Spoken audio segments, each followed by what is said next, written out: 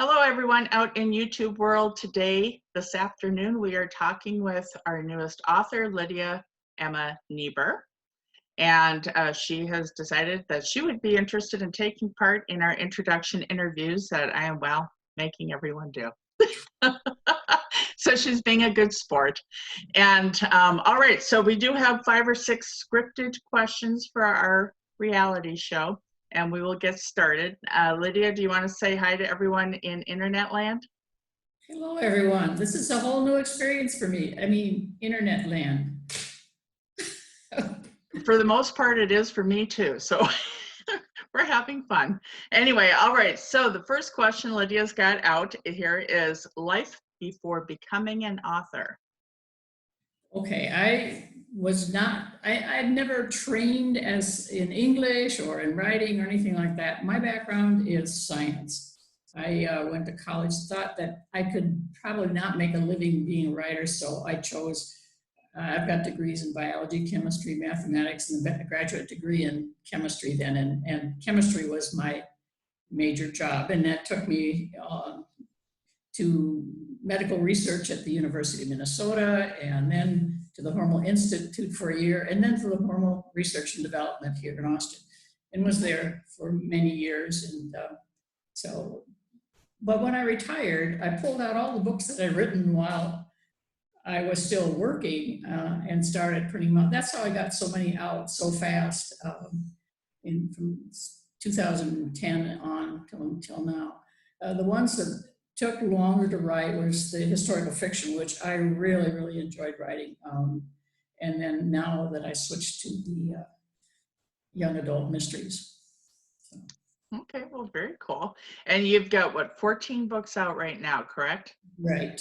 11 of them are for like middle grade readers, kind of first chapter books. They're kind of written so that the chapters aren't more than maybe 2.5 to 3 pages. It's a little faster moving. Characters are in the age range of 10 to 12. The books touch on subjects that unfortunately children that age do have to deal with. One young man is worried about his parents getting divorced. Another one has to worry about making a new life with a stepfather. And one of them, his best friend, has cancer. Although I never used the word cancer in the book. Okay. I think kids are smart enough to know what it all meant, but it's things like that. But then I also have a kind of a quirky sense of humor. So some of them are funny. One's about a boy who goes to camp for the first time away from his folks, and he's picked on, and he's telling his story. So my books range over a wide range of subjects. Okay.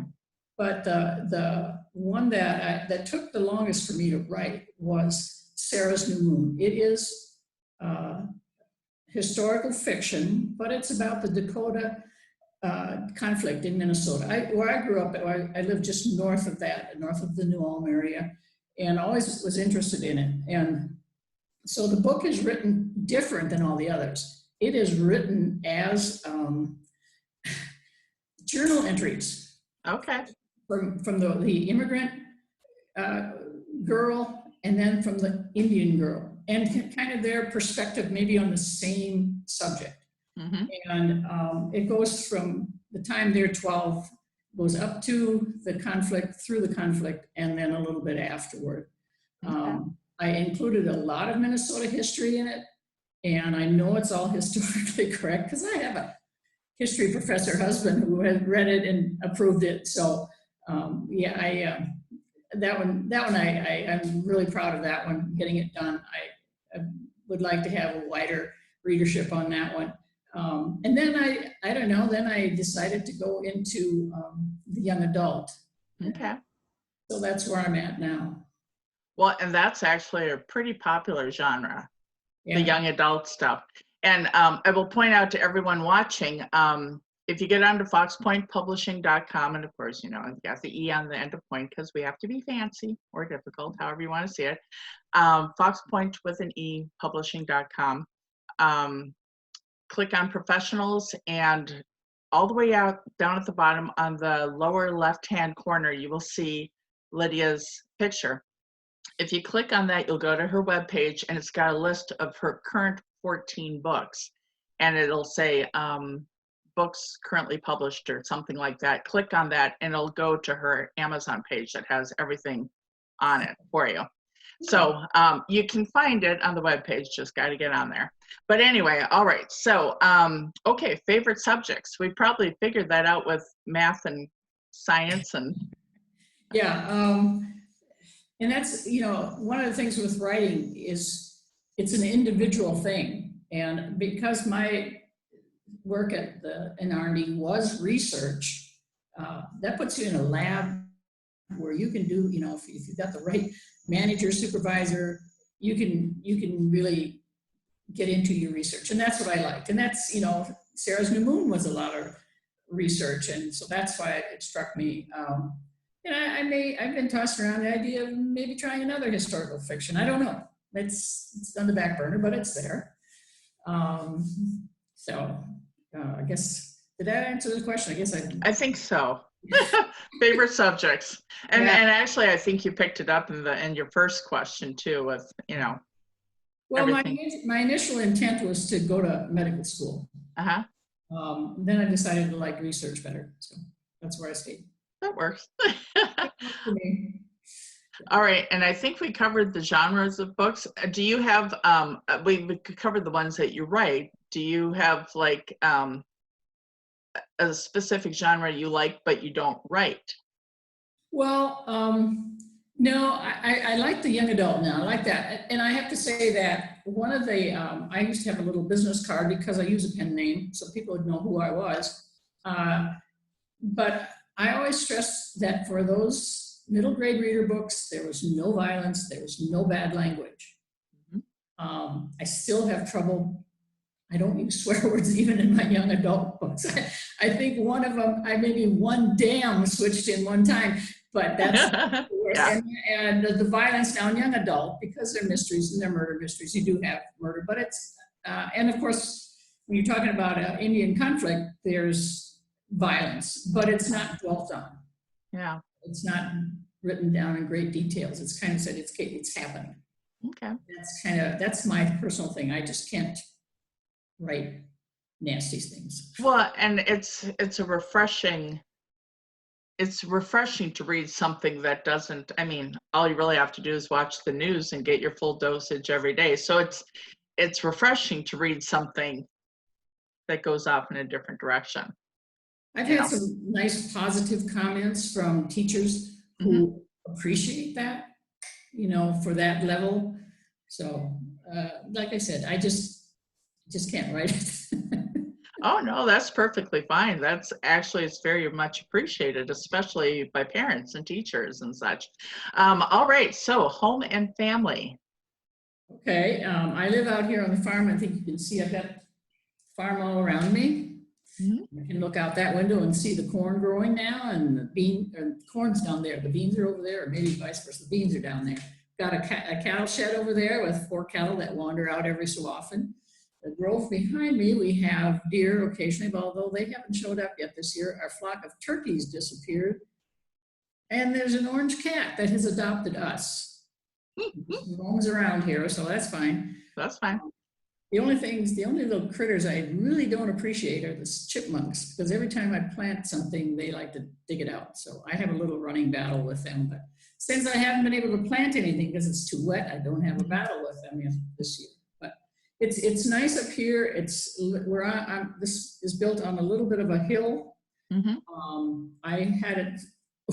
We took the foundation, or the frame of the building, which is 14 foot in diameter here, and we turned it until it's positioned the way I want it. So when I open the windows, and these are oversized windows, I get a nice breeze through here. I bet you do.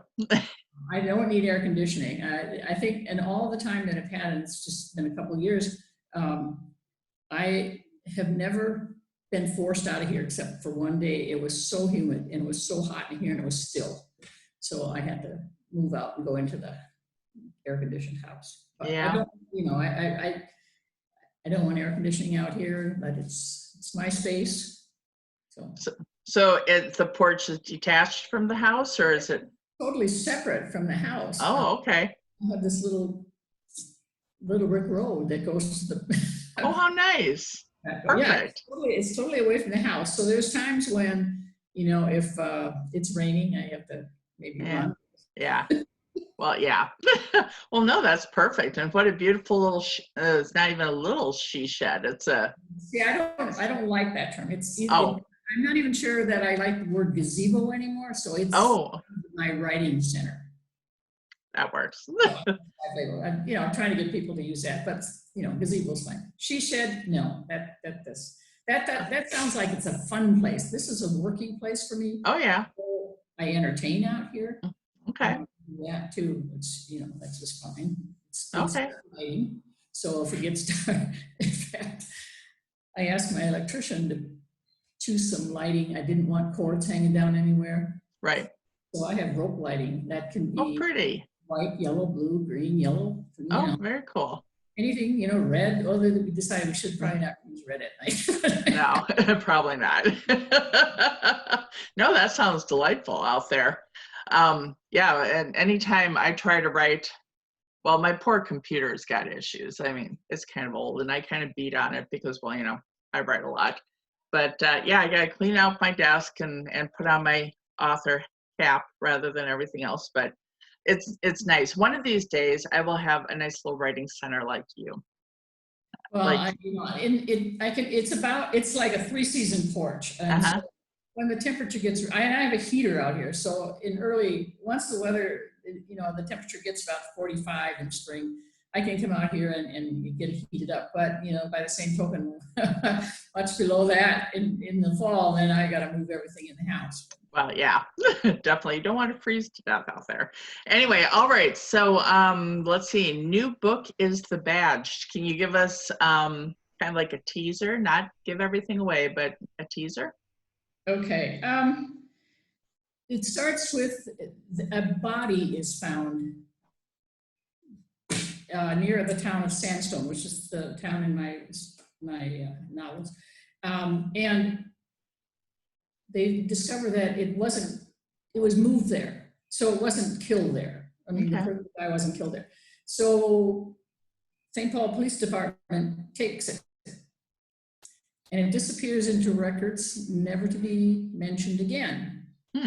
Now, the main character in my young adult novels is Thad Wheeler. He's a detective. Well, his good friend Mike decides he wants to do an investigative report on this. And as he's digging into it, all of a sudden he's got to hide. Somebody's after him. Oh, And they can't boy. believe it.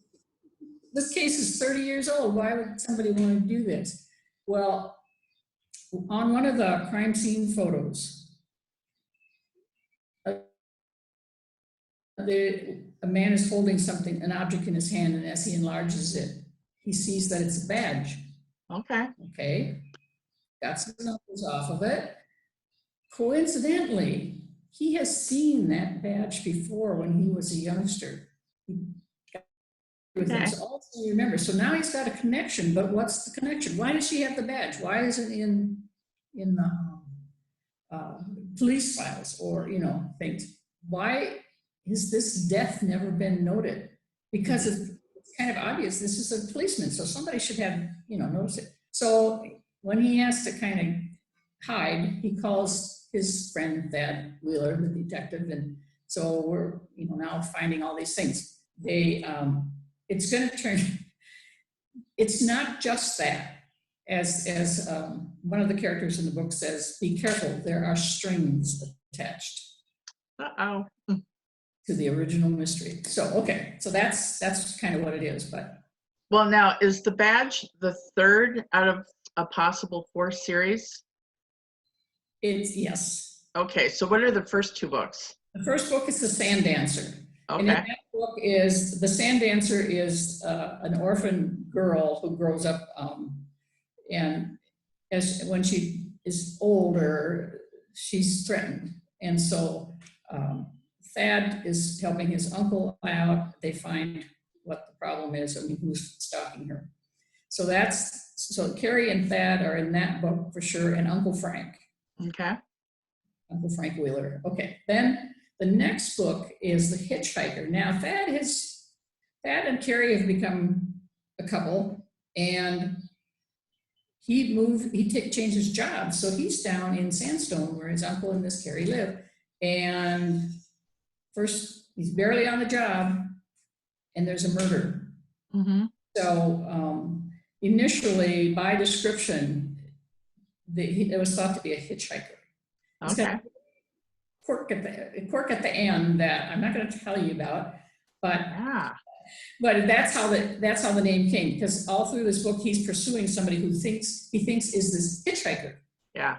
And so that's where that came. So then from that novel, that's where this Mike Knowles enters in. So now he's in the new one.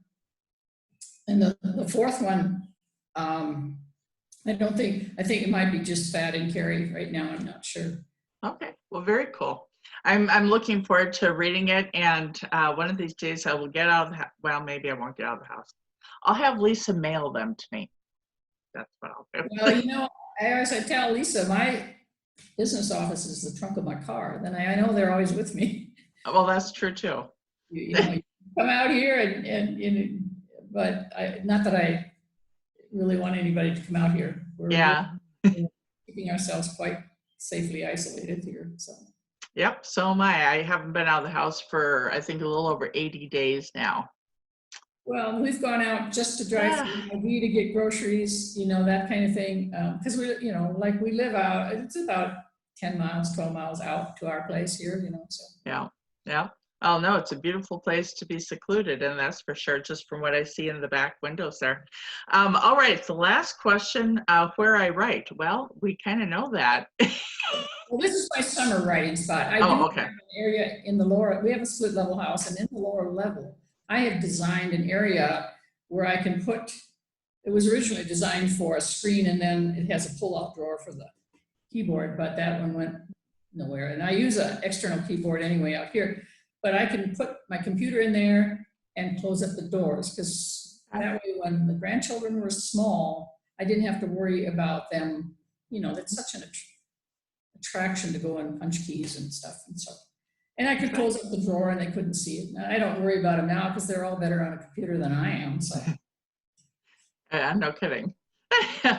Anyway, all right. Well, those are all the questions that I have for you. Do you have any other things you want to say to anyone? Well, I really hope everybody has a nice writing space, because out here,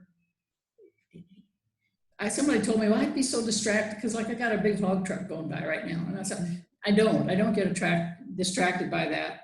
I have a whole box full of CDs, classical music I put on. What distracts me every once in a while is the chipmunks. Mm-hmm. But it's interesting that now when I start opening the windows and I have the classical music going, the robins especially will hop up and they'll cock their heads and listen like they're listening to the music. And they just they look in here, and if I don't move, they just kind of keep looking at me, and they're enjoying the music just the same as I am. So it's kind of fun with the wildlife out here. Well, exactly. And with the cat now, if you have a mouser out on the grounds, you probably won't have a lot of chipmunk issues, I would think. That's what I'm hoping. I don't know where this cat came from. We don't feed it hoping she will or he will. I mean, take care of those chipmunks. All right. Well, okay. So I think that's it. And I just lost my train of thought. Well, this happens. Anyway, thank you so much for joining us for today's interview with Lydia Emma Niebuhr. And again, she's on our professionals page. She's our newest author. And definitely check her out. I mean, she's already got 14 books out. We're going to help her with a few more, maybe go back and republish some, but we'll see. I think she has a lot of material to work with, so she's going to keep us busy for a while.